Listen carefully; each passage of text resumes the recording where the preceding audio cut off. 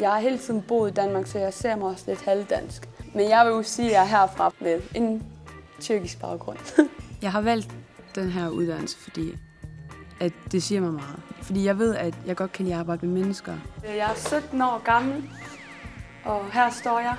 Jeg går herude, fordi først og fremmest så vil jeg gerne have arbejdet med ældre mennesker. Man starter jo en hel flok mennesker, som ikke kender hinanden. Men det bliver til et sammenhold, og dem har man jo de her uger med.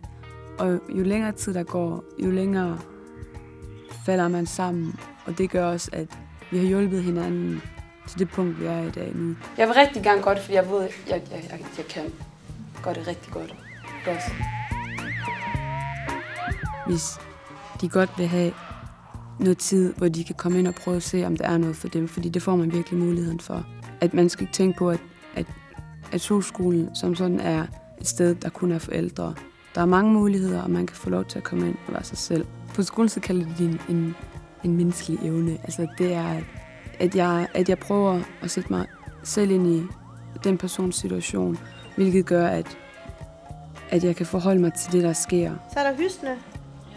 Du skal så ud og køre i området, når folk de bor ude i deres eget hjem der. Så kommer man med den nye elev. Når man kommer ud i de 2 forskellige praktikker, så kan man sætte sig selv ind i de der situationer. Jeg kunne bare godt lide den måde, det plejecenter, jeg var på, gjorde det, og det synes jeg, de gjorde det rigtig godt. Og så får man også lyst til at blive en del af det. Jeg skal ikke tro, at det bare er sådan en tøseklasse, for det er det altså ikke.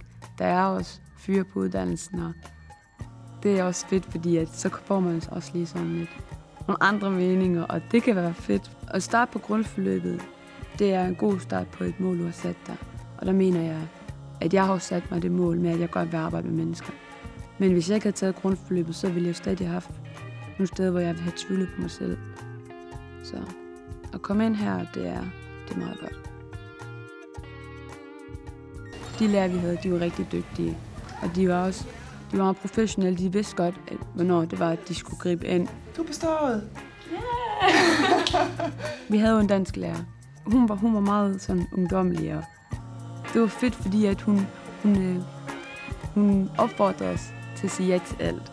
Og det gjorde også, at vi blev mere åbne, og det blev sjovt at være i klassen. Og der var ikke det der med, at man var generet eller noget. Hey, jeg fik 12-tal! Er det ikke dejligt?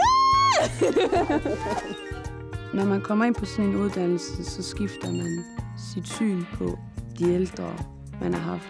Jeg har jo selvfølgelig også haft mange forskellige meninger om de her fag, men når man kommer ind og sætter sig ind i det, så får man en helt anden syn.